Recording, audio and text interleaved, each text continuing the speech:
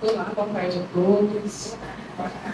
Eu sou a Magna, eu sou servidora municipal da saúde, trabalho no CAPES AD3, né, Infantil e Juvenil, e eu também sou pessoa com deficiência adulta. Estou nessa identidade há pouco tempo, há algum tempo que eu venho enfrentando algumas condições de saúde, depois eu vou expor essas condições e vou identificar, entre elas aí. E hoje a gente vai falar sobre o cordão de girassol, que tem a ver com essa condição. Quando eu recebi a proposta para estar falando sobre esse tema, como chegou até mim de uma forma onde as pessoas não sabiam que eu tinha condição, parece que foi até coisa do destino. Então, chegou até a gente na saúde essa demanda.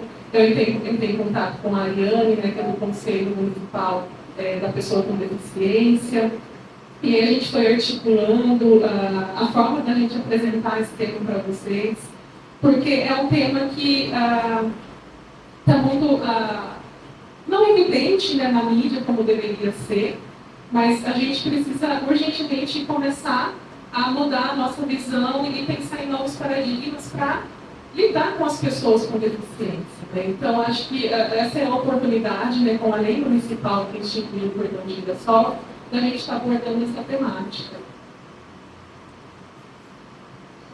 Então, a Ariane, que é lá do Conselho Municipal da Pessoa com Deficiência, ela não pôde estar aqui hoje, porque ela acho que foi recente, ela foi para São Paulo, ela é membro do Conselho Estadual da Pessoa com Deficiência, então tinha uma atividade para ela estar representando lá. Eu, a Lívia, que também é servidora, a Natália, também servidora da saúde, e também lidam com essas questões na vida pessoal. Então, elas vão apresentar depois cada um com a sua relação com essa temática. E a gente tinha dividido a nossa apresentação para a gente estar abordando desde a questão da luta das pessoas com deficiência, para falar sobre o cordão e as deficiências ocultas, e os relatos de experiência, como que a Lívia trabalha essas questões, a partir do ponto de vista da educação, e a Natália a partir do atendimento que ela faz lá na saúde, na UPA. Então, a gente vai conseguir contextualizar um pouquinho dentro da nossa experiência. Eu acho que esse papel duplo que a gente tem, de atender e também ser atendido nessa atenção.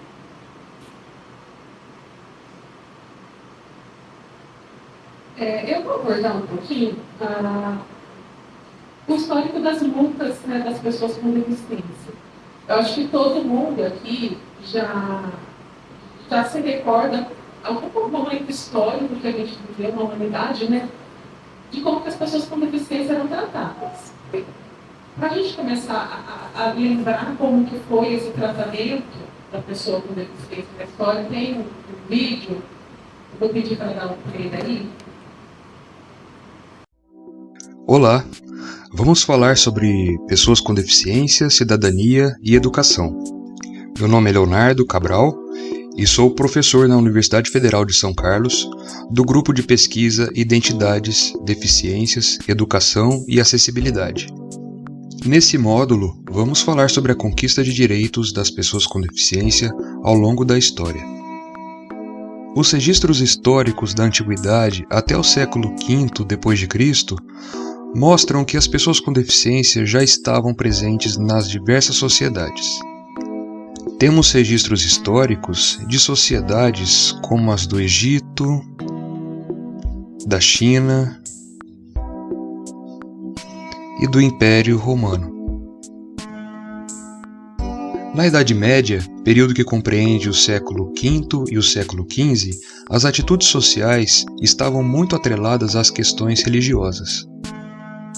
Foi nesse período que ganharam força atitudes de superproteção, de caridade, de assistencialismo e de filantropia. Ao mesmo tempo, atitudes negativas como tortura e exorcismo eram comuns na época. Com o advento do Renascimento e do Iluminismo, do século XV ao século XVIII, a razão ganhou mais espaço. O conhecimento científico, muitas vezes representado por experimentos que envolviam o corpo humano, ganhou notoriedade e visibilidade nas sociedades daquele período. Em relação à atenção voltada às pessoas com deficiência daquele período, destacam-se as iniciativas dos médicos Philippe Pinel e Jean-Marc Guittard, considerados por muitos como os precursores da educação especial. A Revolução Francesa preconizou liberdade, igualdade e fraternidade. O direito à educação passou a ser estendido a todas as esferas sociais. Contudo, os filhos de operários e pessoas com deficiências eram colocadas nas chamadas classes especiais. Aquele período também foi marcado pela Revolução Industrial, que modificou as estruturas das diversas esferas sociais. Mudou também a ciência e as diversas formas de se perceber o mundo. O século XX foi marcado pelas duas grandes guerras mundiais, as quais paradoxalmente trouxeram maior visibilidade às pessoas com deficiência. Isso porque muitos dos combatentes que sobreviviam às guerras retornavam com algum tipo de deficiência. Os heróis de guerra, então, reivindicavam seus direitos cidadãos. Foi com base nesses movimentos pós-guerra que a Declaração Universal dos Direitos Humanos de 1948 foi assinada e reconhecida internacionalmente. Contudo, na prática, o que se via eram iniciativas discriminatórias, segregadoras, protecionistas ou mesmo de maus tratos. As pessoas com deficiências daquele período muitas vezes eram submetidas a experimentos inimagináveis. Intervenções cirúrgicas, inclusive, muitas vezes eram inspiradas em procedimentos medievais. Após 2 décadas do fim da Segunda Guerra Mundial, vários movimentos sociais emergiram nos diversos países. As pessoas com deficiência reivindicaram por espaços na sociedade, equidade de acesso em todas as esferas, e aos poucos, as diversas sociedades percebiam com maior ênfase a presença das pessoas com deficiência no mercado de trabalho, nos espaços artísticos e educacionais. No Brasil, o movimento das pessoas com deficiências ganhou força principalmente a partir da década de 1970. Foram vários os movimentos que envolveram tanto as pessoas com deficiências quanto as suas famílias. Reivindicavam acesso aos espaços comuns da sociedade. Ficaram mais evidentes nas diversas sociedades iniciativas sob a perspectiva da normalização e da integração. A normalização tinha como pressuposto, sob a perspectiva biomédica, reabilitar os sujeitos de modo que ele pudesse se aproximar de condições de normalidade em relação aos seus pares. É nesse período que a ciência desenvolve vários recursos de ergonomia, de tecnologia assistiva, de modo que pudesse trazer condições aos sujeitos de realizarem suas atividades diárias. A perspectiva da integração, por sua vez, tinha como pressuposto propiciar convivências em espaços comuns entre as pessoas com deficiência e as pessoas que não tinham algum tipo de deficiência, sem necessariamente realizar qualquer tipo de adequação do ambiente. Na década de 80, o ano de 1981 marcou o Ano Internacional dos Direitos das Pessoas com Deficiência. Com o lema Nada sobre nós, sem nós, foram impulsionadas outras iniciativas internacionais. A Declaração Mundial sobre Educação para Todos, de John Tien, de 1990, a Declaração de Salamanca, de 1994, a Declaração de Montreal, de 2001, e a Convenção Internacional sobre os Direitos das Pessoas com Deficiências, de 2006, a qual foi promulgada no Brasil em 2009 e inspirou a Lei Brasileira de Inclusão, conhecida como o Estatuto da Pessoa com Deficiência. É graças a esse histórico que as pessoas com deficiência estão hoje ingressando às escolas, as universidades, o mercado de trabalho e concretizando seus projetos de vida e de cidadania. Os desafios são muitos, as barreiras permanecem, mas é preciso atitude individual e coletiva para superar as diversas barreiras que a sociedade impõe às diversas pessoas com deficiência.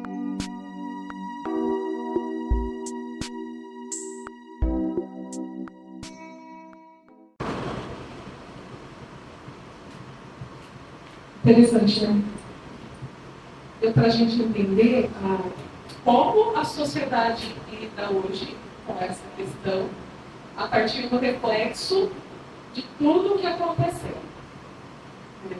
E quanto que as nossas regulamentações, as convenções, as leis são recentes.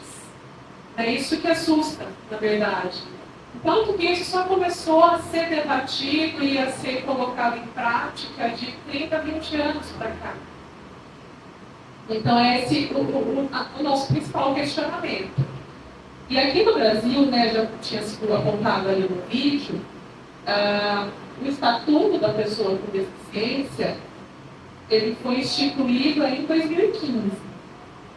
Muitas coisas que estão previstas nessa lei, elas ainda não estão regulamentadas e elas ainda não entraram em vigor. Principalmente as formas de se avaliar a capacidade funcional das pessoas e determinar, né, qual é o grau de impedimento e qual é a deficiência que aquela pessoa possui.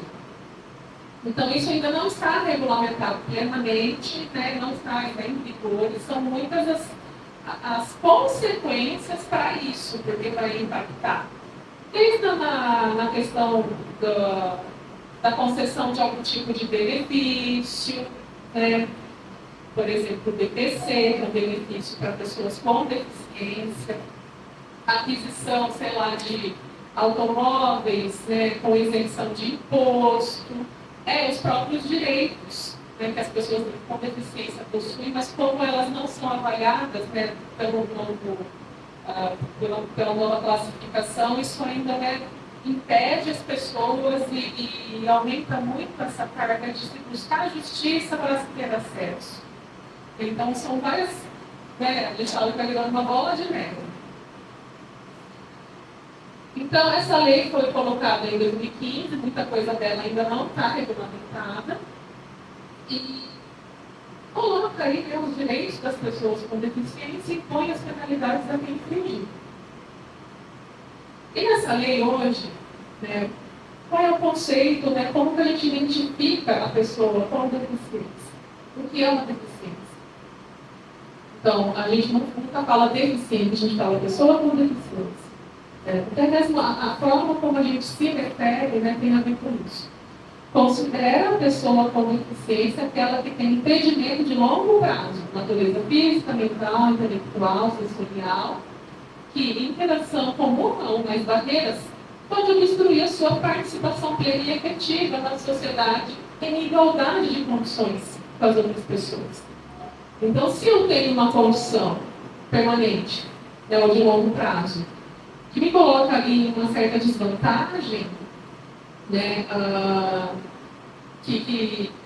com a qual eu não posso lidar da mesma forma que uma pessoa que não tem essa deficiência, então eu já posso ser identificada dessa forma. Então, na hora de avaliar a deficiência, essa avaliação ela tem que ser biopsicossocial. Hoje a gente tem critérios, né, muito técnicos e médicos para se identificar uma deficiência. Por exemplo, a deficiência visual, né, tem que ter uma acuidade visual, acho que é de 20%, se não me engano, ela tem os critérios, né, médicos de acuidade. Mas é uma regra que se passa, né? Quem tem, tipo assim, meio grauzinho a menos, não é. Será que os impedimentos na vida dessa pessoa que tem meio grau a menos é tão diferente daquela pessoa que tem meio grau a mais? Então, não é só o critério médico que a gente vai ter que olhar. Então, é o critério biológico, psicológico e social. Porque a gente tem que ver como que, na vida daquela pessoa, inclusive dependendo das condições sociais que ela vive, como que isso vai gerar os impedimentos.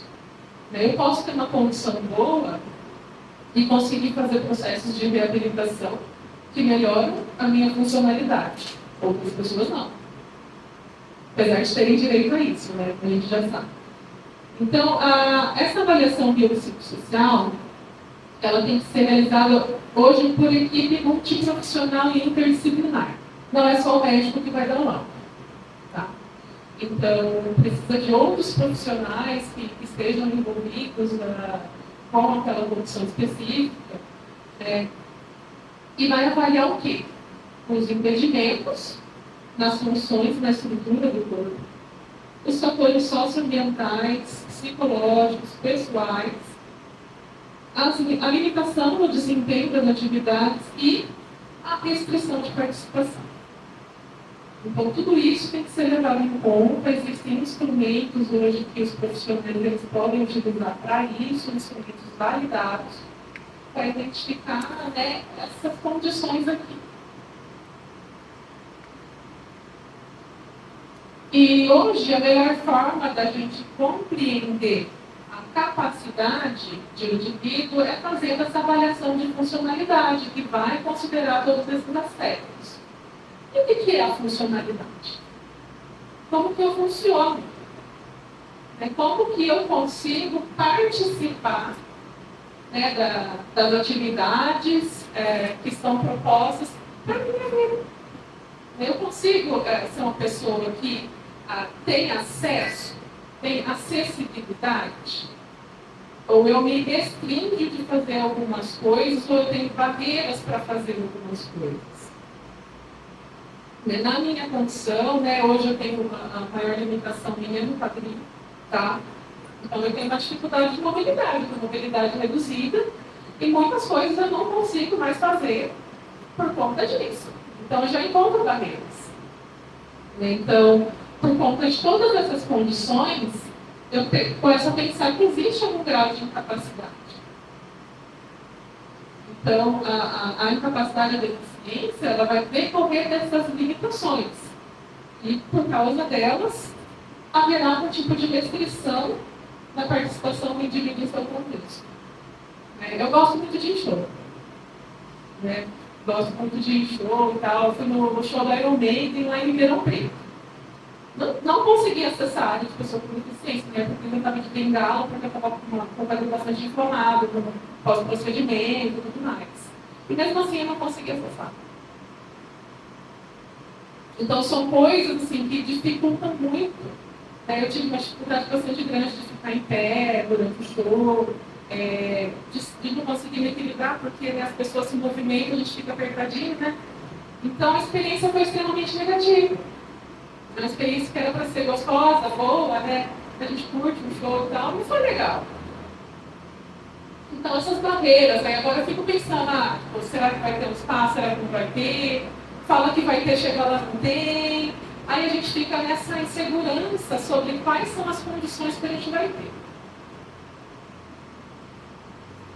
Com relação aos avanços dessa lei, a gente pensa que ela reforça esse novo paradigma, essa nova maneira da gente enxergar a deficiência, considerando o meio que a pessoa está inserida.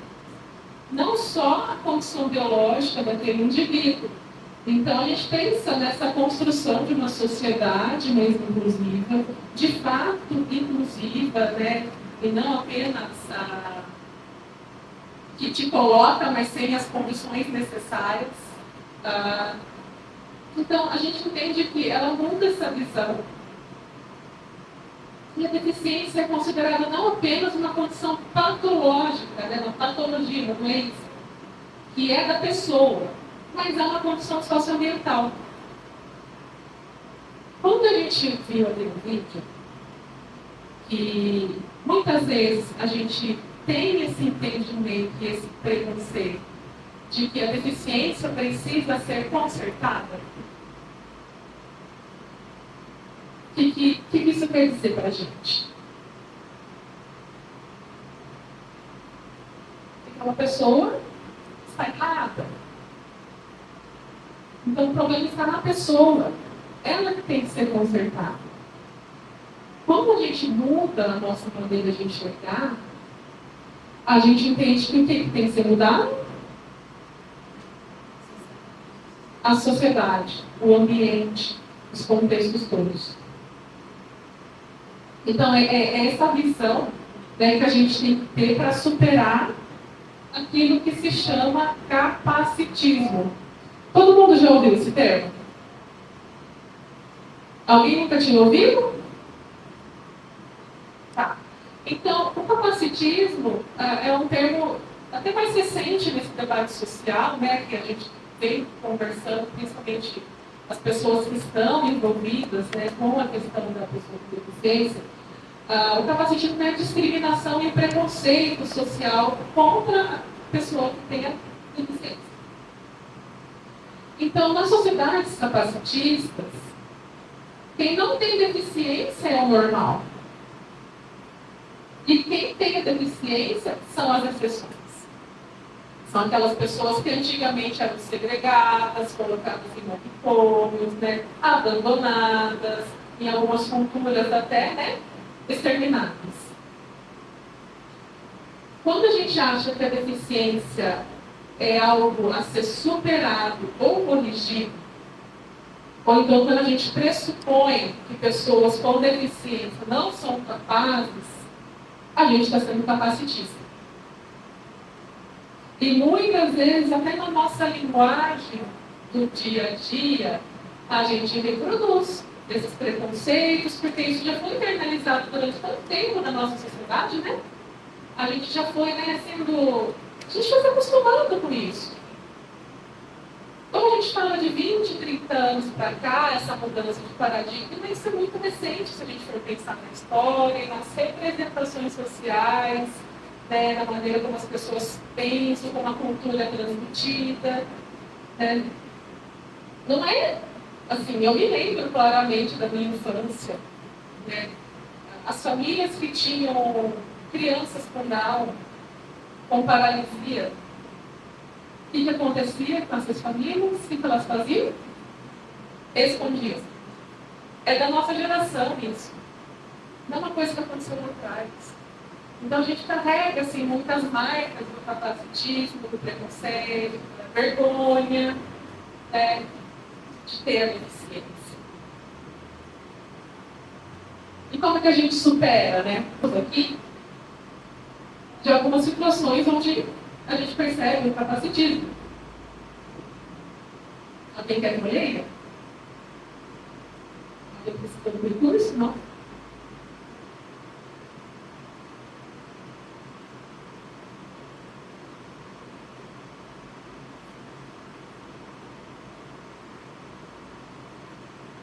O que está mostrando aí? Nossa, ela é uma pessoa com deficiência tão capaz? Por que as pessoas acham isso? Porque pressupõe a incapacidade. Tem limitações, mas existem recursos. A gente vai falar sobre isso também.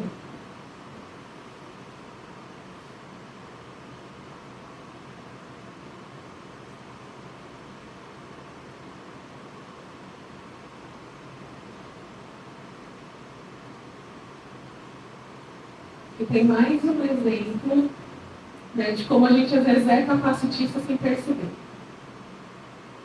Muitas vezes, principalmente com idoso também, né, isso acontece com bastante frequência. Nossa, né, você tem deficiência auditiva. Quantas pessoas conversavam com o seu acompanhante em vez de conversar com você? Acontece.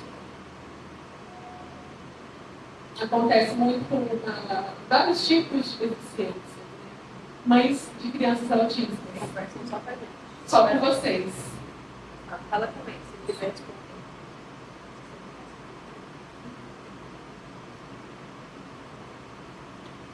Mais um exemplo.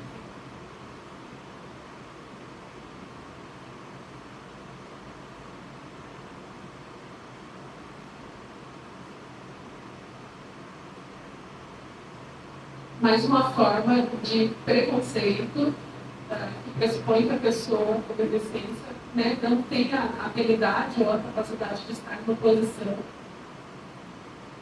profissional ali de chefia. Né?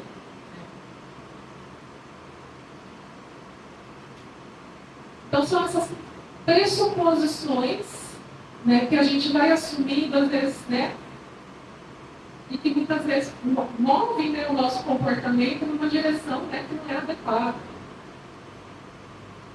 Aqui tem dois exemplos, né? Uma coisa que eu detesto. Nossa, guerreira. Você é guerreira. Como eu tenho raiva disso.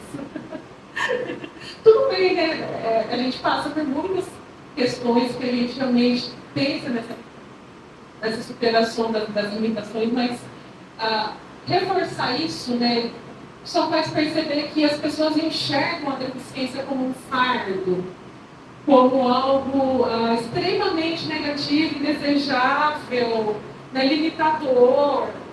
Então, assim, algumas coisas que as pessoas falam, né? Quando eu penso em reclamar da vida, eu lembro de você. Você passou por tanta coisa, né? Nossa, você é um exemplo para mim. Essa daqui já aconteceu. Nossa, mas você é assim tão bonita, né? Deficiente.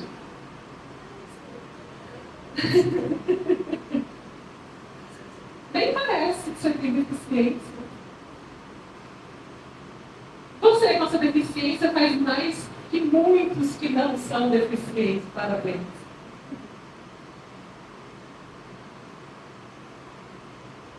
E também falas, né, expressões que decorrem dos preconceitos. Né? Então a gente tem tão linda, mas presa numa cadeira de rodas. O pior cego é aquele que não quer ver. Deu uma de João sem braço. Se fez de demente. São todas falas que a gente reproduz que remetem a esse preconceito, a essa visão de que a pessoa com deficiência não é capaz.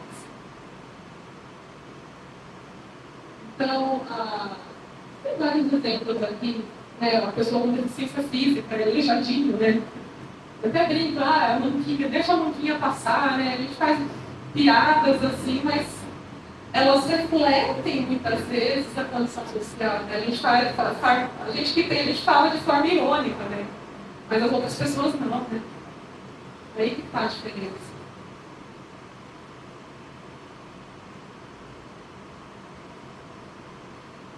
E assim, a gente sabe que a pessoa que tem a deficiência visível, ela sofre de maneira imediata muito mais as questões do preconceito, dos reflexos do preconceito das pessoas com as deficiências humanas. Eu, durante algum tempo, eu já fiquei em cadeira de rodas durante o pós-procedimento e tudo mais, tive que ter essa experiência. E, eventualmente, eu me bengala no carro, eu uso bengala. Quando eu tenho que andar muito, ou quando eu tenho que andar numa calçada que é mais instável. E aí, é brutal a diferença no tratamento. Brutal. Cara, eu sou uma mulher bonita até, né? Padrão, né? Magra, loira, né? Enfim, branca, né? Aquelas coisas que a gente sabe. Não sou a pessoa que o preconceito social atinge. Então, eu passo, né, ilesa dentro da nossa sociedade quando eu não estou com a bengala. Quando eu estou com a bengala, o que acontece?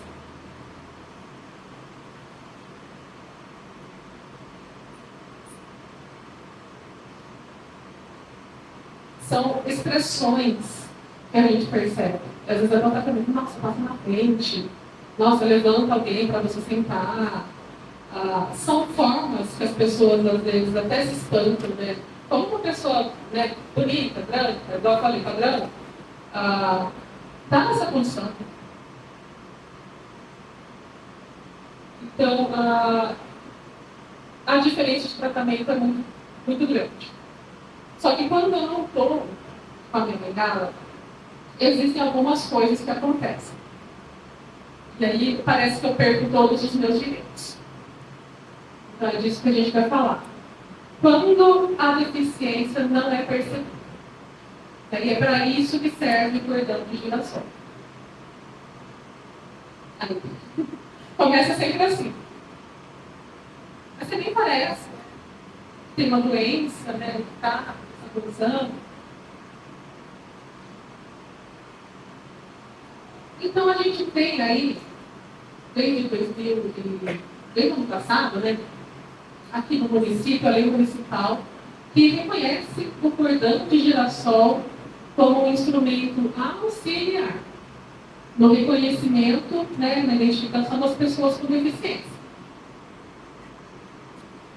Então, considera que a pessoa com deficiência oculta, né, aquelas que têm as condições de deficiência ou condição neurológica que não é identificada de maneira imediata.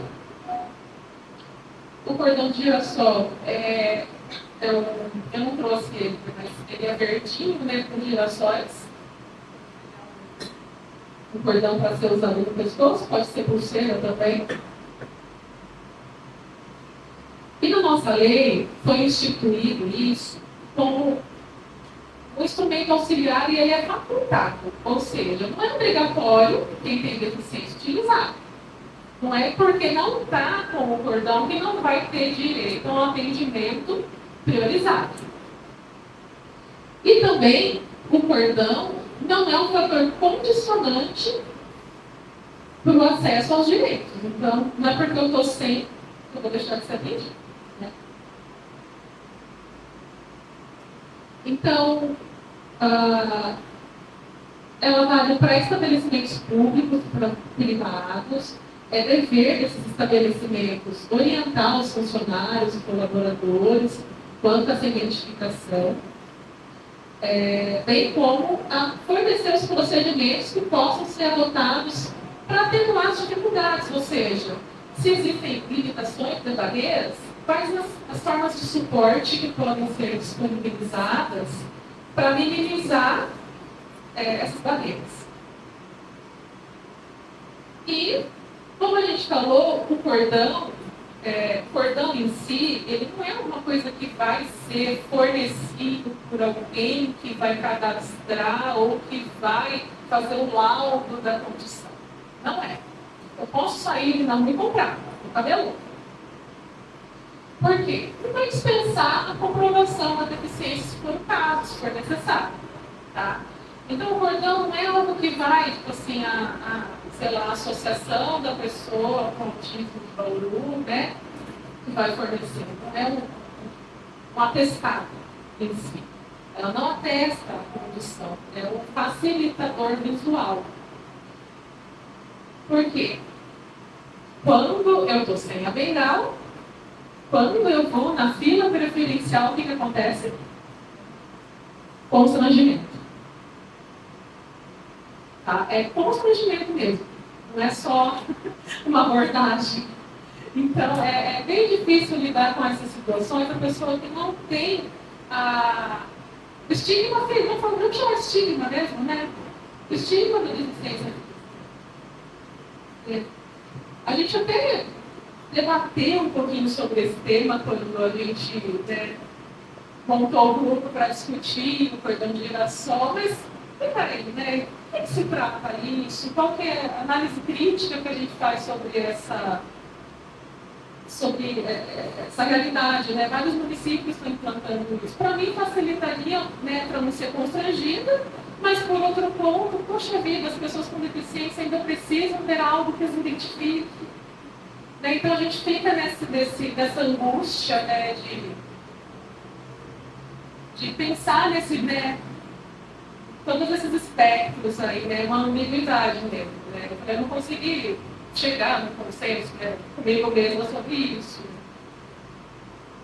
Mas, assim, facilita para muitas pessoas, com certeza. Porque esse constrangimento é uma realidade.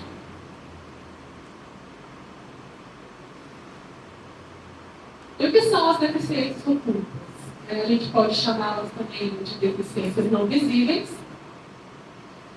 são aquelas condições que provocam impedimentos que não são identificados imediatamente, que a gente não consegue perceber logo de cara. Esses impedimentos também possibilitam a participação na sociedade, na igualdade de condições.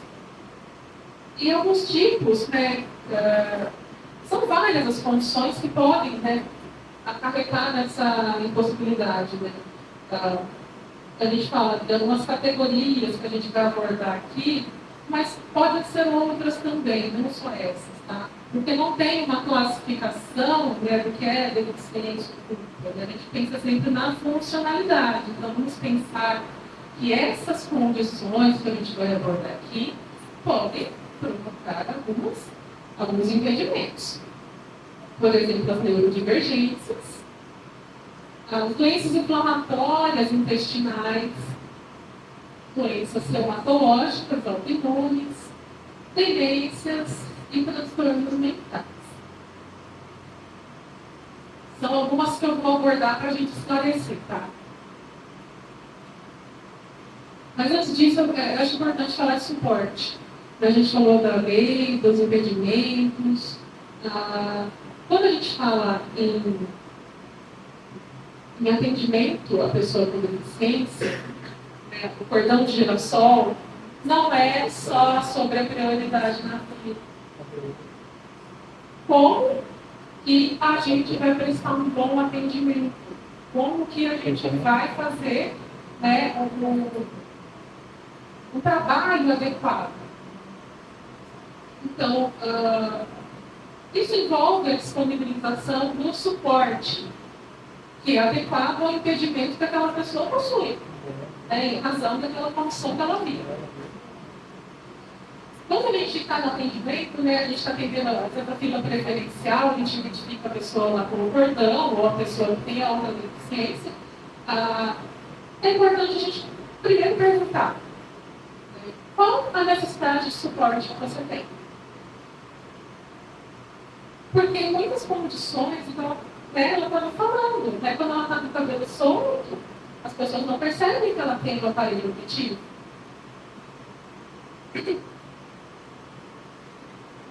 A gente vai dar alguns exemplos aqui de suporte. Direito ao acompanhante. Eu dificilmente conseguiria entrar num show desse de pista, igual eu falei, né? Sem ter alguém me auxiliando para um caminho, né? Porque o meu equilíbrio é bastante prejudicado. Prioridade ou liberação de permanecer em filas. Tem algumas condições que a própria limitação, o impedimento que a pessoa tem, não permite que se permaneça na fila, né? Estabelecimento da prioridade, o auxílio de locomoção, o uso de elevadores, o auxílio para a leitura ou escrita. A gente vai ver que algumas condições que dificultam isso. A visualização dos lábios de quem está falando. Por isso que a gente falou tanto da questão do uso de máscaras, as pessoas que têm a deficiência auditiva, a maioria faz leitura labial. Eu não lembro exatamente qual era a porcentagem, eu acho que 70%, 70% a 80% é oralizado, faz a leitura labial e surdo. E uma minoria que utiliza a linguagem brasileira de sinais, Libras. Então é importante a gente, né, às vezes, quando tem um contexto de máscara e tudo mais, perguntar se precisa visualizar os lábios. Os recursos audiovisuais, tá, também são importantes. Às vezes, né, uma escrita, alguma coisa que precisa ser realizada. A liberação de procedimentos de segurança. Crianças com o espectro autista geralmente têm uma dificuldade grande de aceitar toques, revistas, usar máscaras. Então, né, passar pela liberação desses procedimentos. Alguns casos que existe uma dificuldade de compreensão da linguagem ou de manutenção do foco. utilizando uma linguagem mais clara, mais direta, objetiva, sem dar muitas voltas, ou então sem estender muito, né, na comunicação.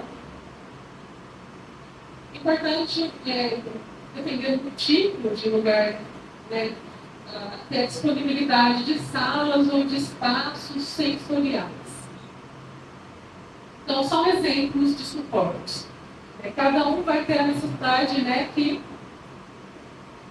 convém, né, para a sua condição, que identificou que varia caso a caso.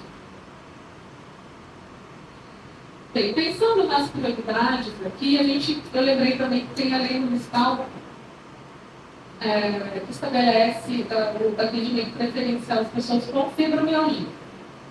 Fibromialgia é uma condição dolorosa, né? Eu, como tenho doença reumatológica autoimune, ganhei de brinde uma fibromialgia.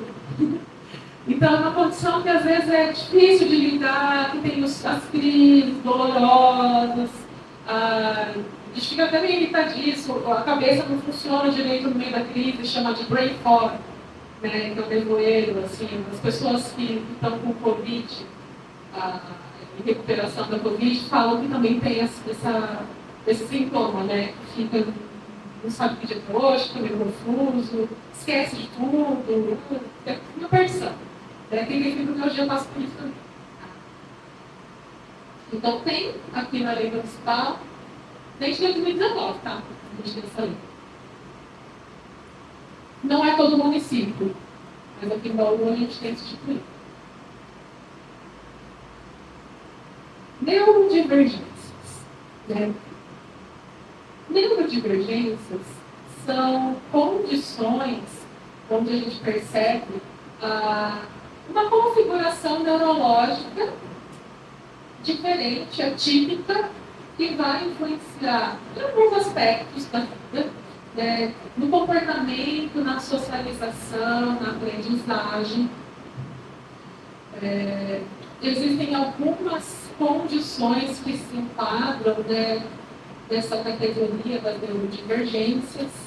Né? A gente entende que a formação do cérebro humano ele passa por alguns caminhos,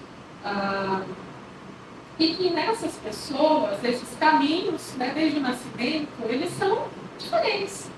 A maneira como as sinapses, né, as conexões do nosso cérebro se formam são diferentes nessas pessoas. E isso vai acarretar, né, em algumas dificuldades, algumas características. Então, a gente tem aqui o espectro autista, depois a Lívia e a Natália vão falar mais especificamente sobre isso, tá? Colocando principalmente, né, isso varia muito, como é o espectro, a variabilidade de sinais, sintomas, de comportamentos, né? Caso a caso mesmo, né? Então, a gente percebe, né, de uma maneira geral, assim, né, uma dificuldade de interação, de comunicação, alguns comportamentos restritivos, repetitivos e sobrecarga sensorial. O que é sobrecarga sensorial? É ser muito sensível aos estímulos. Né? Então, se tem muito barulho, muita gente falando, aí começa a se incomodar excessivamente com aqueles estímulos. Tem alguns estímulos que algumas crianças, né, elas têm uma maior assim, dificuldade. Isso varia muito também. E por isso que a gente fala da importância de ter um espaço, uma sala sensorial para, né,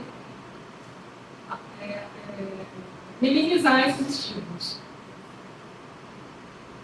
Também entra aqui nessa categoria o TDAH, que é o déficit de atenção e hiperatividade.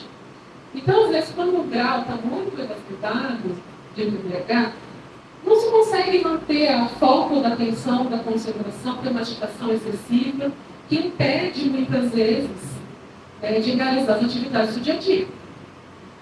Então, lembra que a gente falou que a avaliação funcional ela é caso a caso? Então, aqui a gente precisa entender que alguns casos eles vão sim ser mais agravados. E que até essa dificuldade de concentração, de manter o foco, exige que a gente atenda de maneira mais direta, né, mais com menor dispersão possível, né, no atendimento. Também nessa categoria, os transtornos de aprendizagem. Então, em alguns casos, a gente já ouviu falar da dislexia, né, esse termo. É um dos exemplos. Né, pessoas que têm as dificuldades de leitura, de escrita, ou até mesmo do raciocínio matemático, que vão precisar de um apoio, de um auxílio, dependendo do tipo de atendimento que a gente está prestando, né?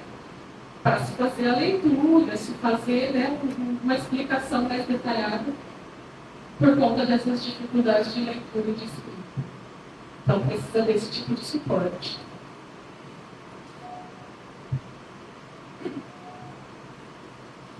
As doenças inflamatórias intestinais. Também vou dar um exemplo, né, pessoal, que eu vivo, né, meu esposo tem doença de Crohn. São doenças que são incapacitantes porque provocam inflamações no sistema digestivo. Os sintomas geralmente são cólicas, uma diarreia, muitas vezes nem controlada, uma urgência em sair do espaço onde se está para chegar para o banheiro, perda de peso, febre, quando tem algumas consequências da própria condição da inflamação, né? E pode afetar articulações, olhos, boca, pode afetar uma série de outros órgãos também, por conta do processo inflamatório do organismo. O que acontece?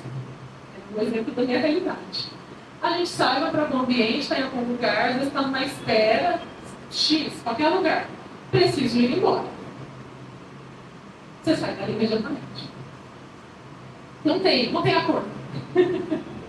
Não tem. Então a gente precisa, muitas vezes, né, lidar com essas limitações, né, estudar os espaços que a gente frequenta para saber se tem acesso a um banheiro adequado, né, se vai conseguir, né, estar nesse lugar, dependendo do estágio da doença, tudo mais. Porque às vezes são surtos também, então tem vírus para melhor, tem vírus para pior. Então a diferença da doença de Crohn e da retocolite é que no Crohn, o intestino inteiro pode ser atingido, e na retocolite é só o intestino grosso, só a parte final. Tá.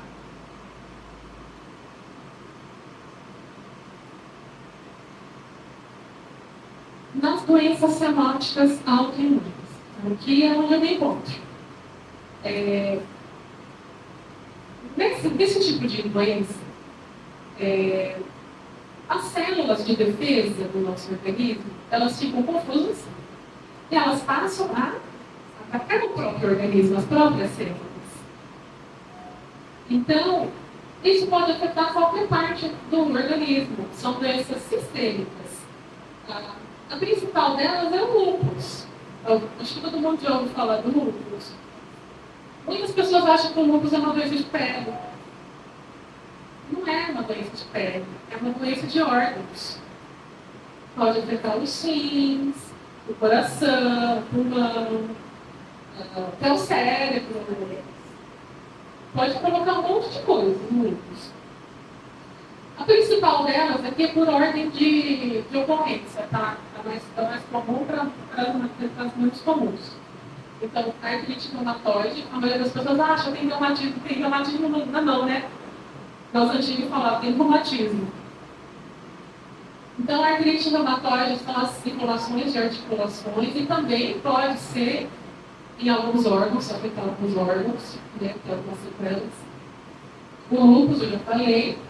A esclerose sistêmica, que é o meu diagnóstico, provoca inflamação em microvasos, né, não nas artérias, nos veios, mas na parte vascular mais fininha do nosso, que vai alimentando as nossas células. É ali que fica inflamado. E aí pode provocar fibrose nos órgãos, né, na pele, né, tem alguns sintomas assim, a gente vai monitorando certinho pulmão, esôfago.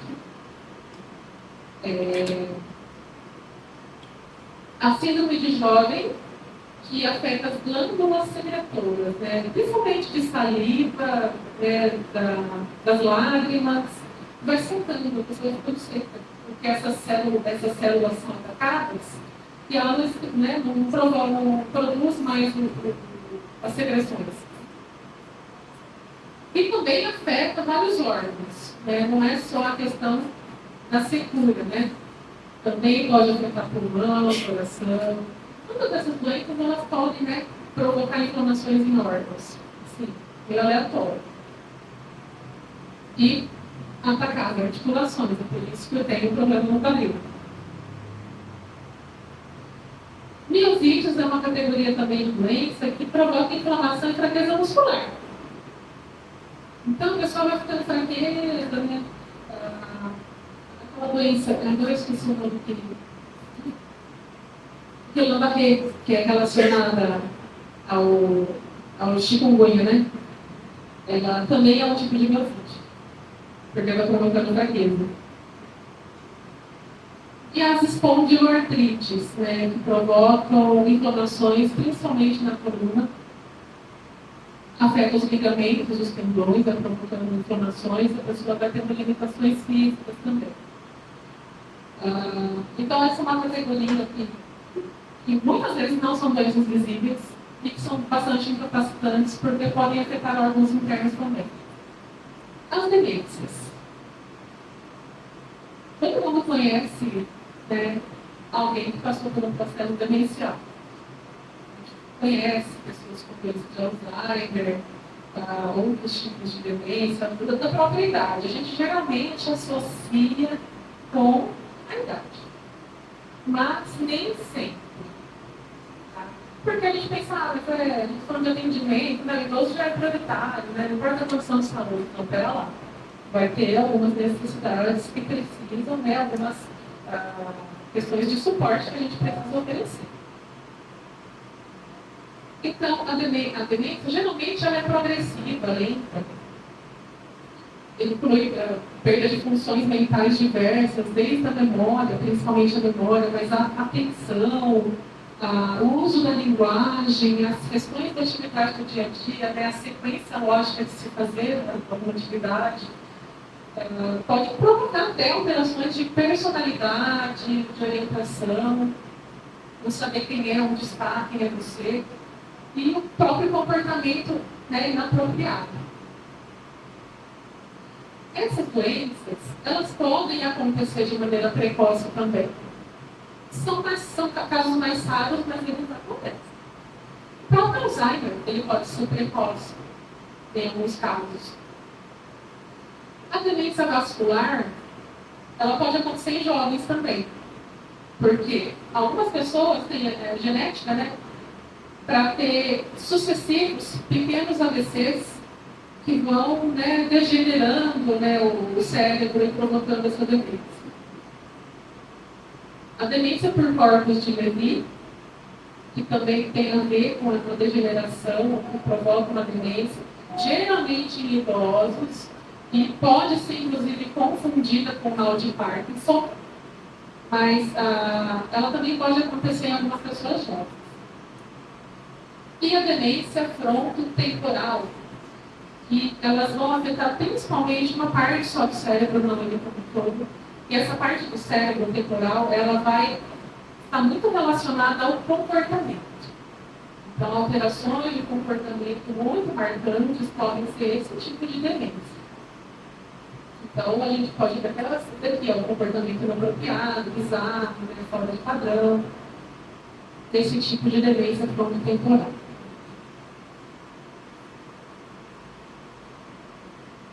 Doenças neurológicas. Neurológica é do cérebro, né? Então, a gente fala de um transtorno neurológico quando existe alguma anormalidade cerebral na medula espinhal, que é onde toda a nossa informação do cérebro se transmite para o corpo, e nos próprios nervos, né, que são os canais condutores.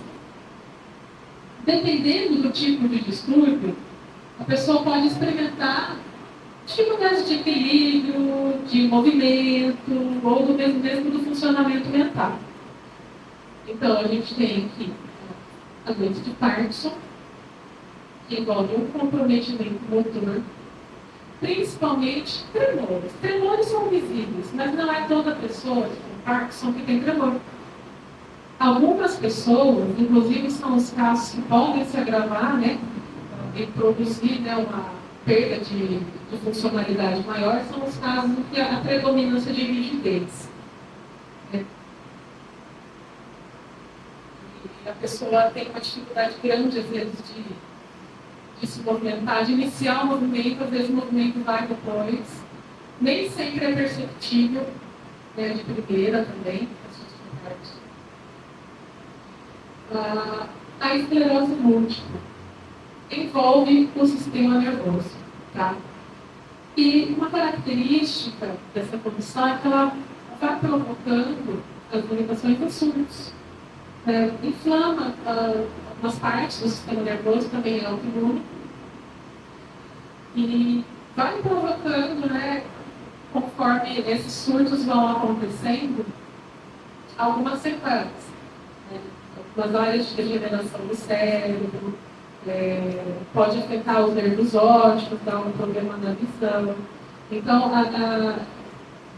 muitas pessoas elas começam a ter os sintomas e eles não são perceptíveis, tá? Aquela ideia que a gente tem da pessoa com esclerose múltipla, já, né, sem movimentar, sem mobilidade, ela não é mais a nossa realidade hoje, tá? Então a gente pensa, nossa, as pessoas até confundem a doença que eu tenho com essa daqui, né? Nossa, mas você está andando, né? Quando eu falo que eu tenho esclerose sistêmica, eu falo, não, eu tenho a esclerose sistêmica, que é o comum, a esclerose múltipla, ela é neurológica, mas hoje em dia também não é assim. Né? Outra doença neurológica também é a epilepsia. A epilepsia a gente associa muito à convulsão. Né? São pessoas que têm convulsões.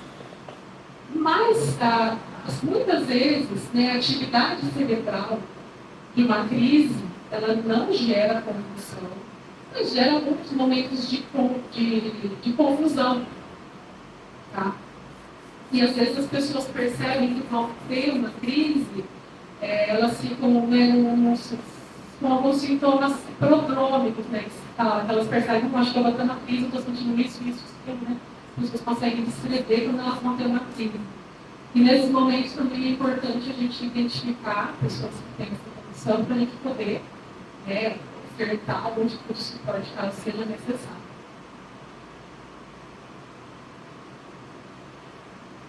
E transtornos mentais. Os transtornos mentais, eles podem sim causar prejuízos. E a gente considera pessoas com incapacidades, decorrentes de transtorno mental como uma deficiência psicossocial. Isso é um conceito mais recente, tá? E vem até uma classificação de funcionalidade, um instrumento que foi validado no Brasil, por exemplo, para a gente identificar a funcionalidade, ela considera os transtornos mentais também. E a gente precisa identificar esses quadros quando existe limitação permanente. Então, são condições, muitas vezes, que têm uma dificuldade de manejo, né, ou que são, de fato, diagnósticos, entre aspas, né, definitivos, que podem cursar com alguma dificuldade de lidar com as atividades de vida. Principalmente quando envolve esse sintoma aqui, que a gente chama de psicose. Psicose são os famosos surtos. Não um surto emocional, um surto, né, um estado de choque, né, as pessoas costumam falar. Não é um surto desse. É um surto onde existe uma perda de contato com a realidade. Então, muitas vezes a pessoa tem delírios, né, acha que tem alguém perseguindo, que alguém quer fazer mal, ou então que o presidente é meu amigo, né, que Deus está falando comigo. Então, são delírios e alucinações junto com essa perda do juízo de realidade. Psicose não é uma característica exclusiva de quem tem esquizofrenia, tá? A crise psicótica, ela pode vir em decorrência de outras condições mentais também, até mesmo uma depressão grave, ela é considerada grave quando ela vem com sintoma psicótico. Pode acontecer. Pode acontecer, por exemplo, no transtorno bipolar.